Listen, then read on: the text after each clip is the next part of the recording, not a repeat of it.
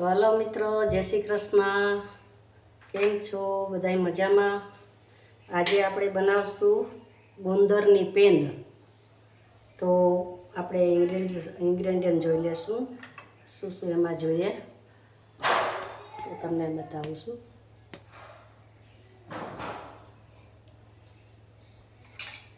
તો આજે આપણે ગુંદર પેંદ બનાવીએ છીએ.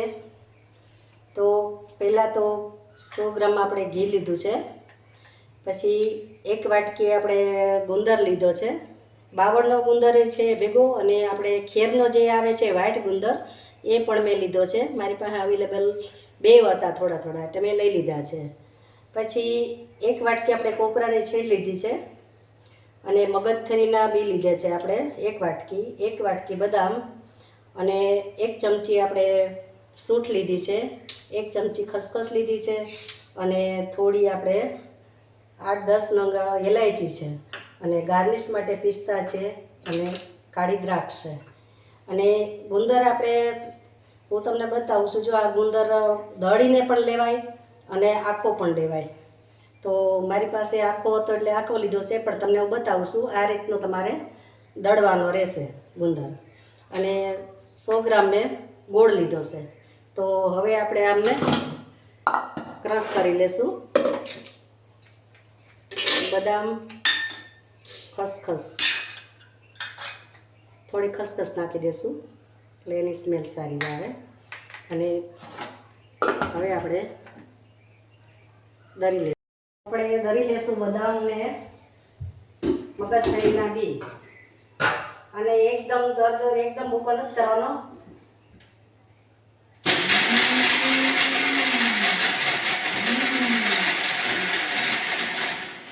પ્લસ માઇનસ કરી અને દરદરો ભૂકો કરવાનો છે.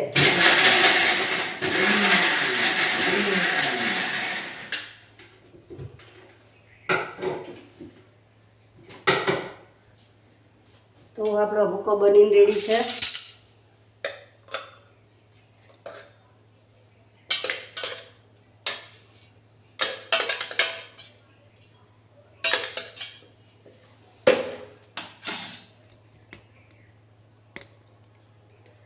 તો જુઓ, આવી રીતે મેં દરદરો ભૂકો કરી લીધો છે. મગજથરીના બી છે અને બદામ છે.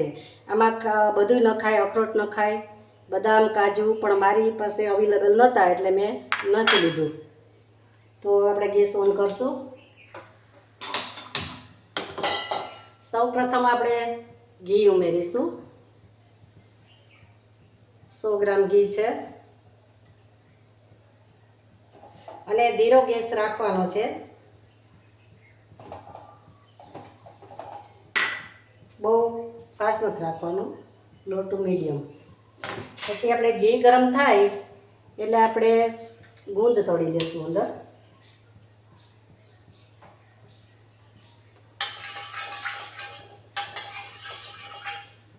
શિયાળામાં બેનો બહુ આ ગુંદર પેંદ જે ખાય બહુ સરસ લાગે, અને આનો સ્વાદ પણ એવો સરસ આવે છે કે પેંડા કરતાંય સરસ આનો સ્વાદ આવે છે. તો તમે જરૂર બનાવજો. તો હું જે બતાવું છું એ મેથડથી બનાવજો એટલે સરસ બનશે.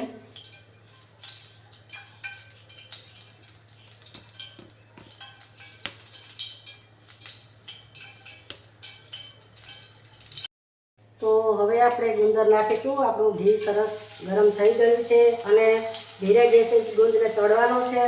તો બધો ગુંદ આપણે ઉમેરી દઈશું અને ધીરે ધીરે આપણે હલાવીશું. ગુંદ તળવામાં બહુ ઉતાવળ કરવાની નહીં. એકદમ સહેજ ઘી થઈ જાય એટલે ગુંદર આપણે એમાં ઉમેરી દેવાનો છે, અને ધીરે ગેસે આપણે તળવાનો છે, એટલે કાચો ન રહે. એ ખાસ તમારે ધ્યાન રાખવાનું છે. અને 100 ગ્રામ મેં ગુંદર લીધો છે અહીંયા. તો આપણો ગુંદર એ સરસ તળાઈ ગયો છે. જો તમે જોઈ શકો છો, અને છૂટો પણ પડી જશે સરસ તળાઈને. તો હવે આપણે આમાં ઉમેરીશું દૂધ.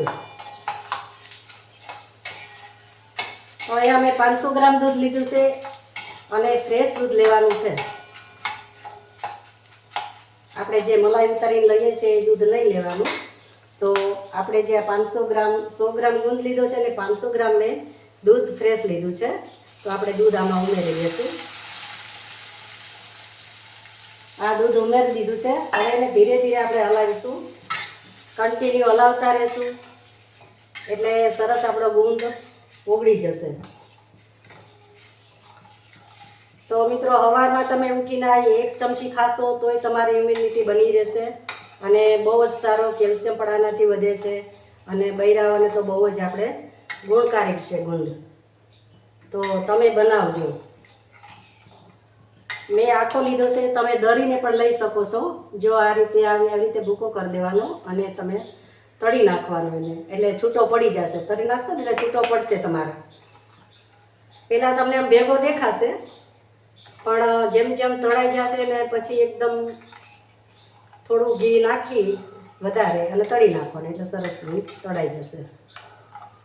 અને આમાં તમે ખાંડ નાખી શકો અને સાકર પણ ચાલે, પણ ગોળ આપણે વધારે ઉપયોગી થાય ખાવા માટે એટલે મેં ગોળ જ લીધો છે.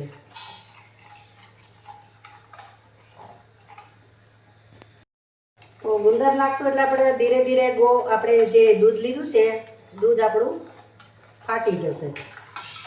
મીન્સ કે આપણે બની જશે આમાંથી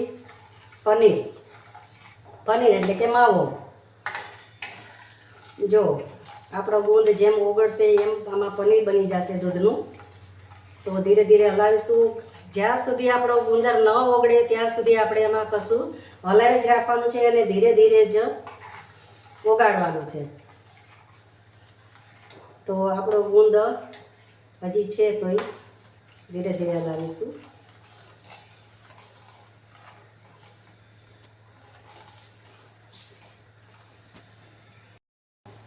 તો જો તમે આપણું દૂધ બળવા લાગ્યું છે, ધીરે ધીરે ઘટ થશે. પછી આપણે એમાં ઉમેરીશું બદામ અને મગજથરીનું મિશ્રણ.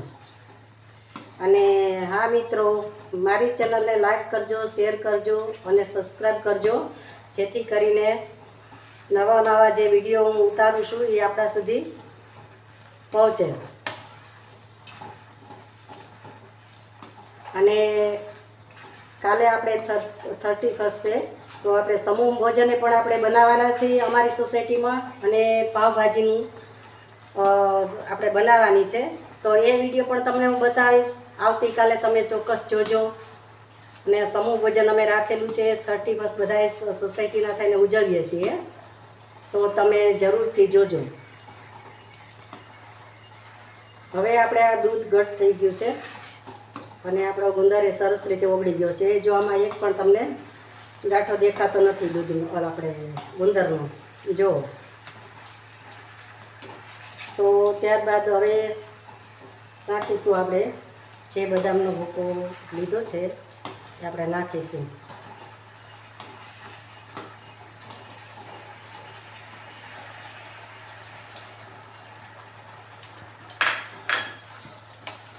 હવે ધીરો ગેસ કરી દેવાનો છે ઘડીક વાર અને હલાવીશું આપણે બરાબર, એટલે એમાં ગાંઠા ન પડે.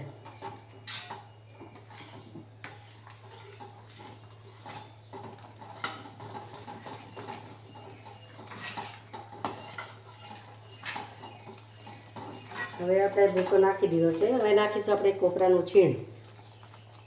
1 વાટકી કોપરાનું છીણ લીધું છે, તો એને પણ આપણે હલાવી દઈશું. અને સ્કીપ કર્યા વગર જોજો એટલે તમને ઠેઠ સુધી ખબર પડે કે કઈ રીતે બને છે. અને બનાવવું બહુ ઇઝી છે, બહુ વાર લાગતી નથી આમાં. ખાલી આ 10 થી 15 મિનિટમાં બની જાય છે અને ખાવામાં પણ એવો સરસ સ્વાદ આવે છે. એટલે એકવાર તમે બનાવીને ટ્રાય કરજો જરૂરથી. હવે એને આપણે ઘી છૂટું પડે છે ને ત્યાં સુધી આપણે એને હલાવીશું.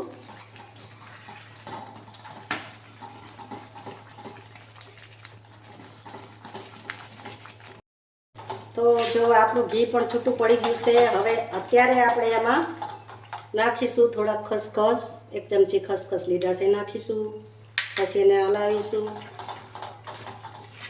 એ મિક્સ થઈ જાય પછી આપણે નાખીશું સૂંઠ પાવડર લીધો છે 1 ચમચી, તો એને આપણે પણ એડ કરી દઈશું. અને એને હલાવી લેશું. પછી આપણે નાખીશું ઇલાયચી. મેં 6-7 નંગ ઇલાયચીનો ભૂકો કરી લીધો છે, તો એ આપણે નાખીશું અને હલાવી દઈશું. અને આપણું ઘી જો છૂટું પડી ગયું છે, જો તમને નજીકથી પણ બતાવું, જો આપણું ઘી સરસ છૂટું પડી ગયું છે અને માવો બનીને તૈયાર થઈ ગયો છે. હવે આપણે એમાં છેલ્લે નાખીશું ગોળ. તો દૂધ બધું બળી જાય ને મિત્રો, પછી જ આમાં ગોળ તમારે નાખવાનો. મારા માવો બની જાય દૂધનો, પછી જ આમાં ગોળ એડ કરજો તમે. તો આ મેં અહીંયા 100 ગ્રામ ગોળ લીધો છે, તો હું એને એડ કરી દઈશ અને આપણે હલાવી દઈશું.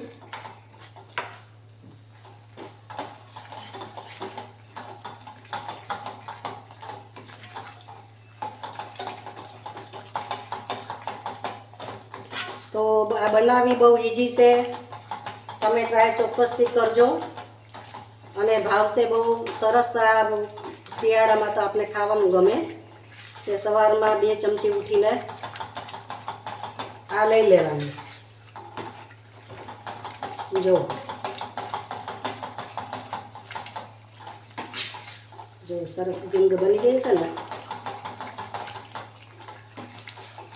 જો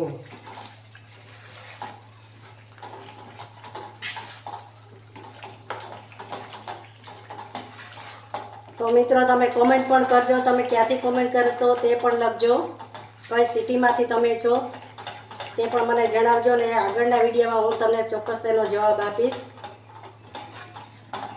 અને મેં આગળ જે તમને વાત કરી કે આપણે 31 ઉજવવાના છે આજે, તો વિડીયો આપણે બનાવવાનું બાકી છે, તો કાલે પણ એ વિડીયો પણ તમે જોજો, સમૂહ ભોજનનો 31 એન્જોયનો. તો જો આપણી પેંદ બનીને તૈયાર થઈ ગઈ છે અને ગોળ પણ ઓગળી ગયો છે. સેજ આપણે હલાવી લઈશું અને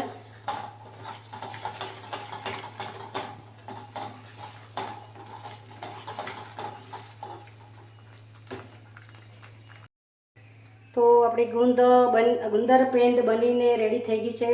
ને મેં પિસ્તાથી અને કાળી દ્રાક્ષથી ગાર્નિશ કરી છે. તો તમને હું નજીકથી પણ બતાવું, જો કેવી સરસ બની છે ને, અને તમને હું ચમચીથી લઈને પણ બતાવીશ. જુઓ એટલી સરસ લાગશે, તમે ખાશો એટલે તમને મોંમાં પાણી આવશે. અને મને પણ બહુ ભાવે છે અને તમે ચોક્કસથી બનાવજો. કેટલી મસ્ત બની છે ગુંદર પેંદ, તો જરૂરથી તમે બનાવજો. અને કાલનો વિડીયો તમે જોવાનું ચૂકશો નહીં. કાલનો વિડીયો મારે પાઉંભાજીનો વિડીયો બનાવીશ અને 31નો વિડીયો છે, તો તમે બધાય જોજો. તો મિત્રો આ રેસીપી તમને કેવી લાગી તે મને કોમેન્ટ કરજો જરૂરથી. અને આવતીકાલે વિડીયો જોવાનું ભૂલશો નહીં, ચોક્કસથી. બધાય અમે સોસાયટીના એન્જોય કરશું અને 31નો વિડીયો બનાવીશું. તો આવજો, મળીશું આપણે નવા વિડીયોમાં. ત્યાં સુધી આવજો. જય શ્રી કૃષ્ણ.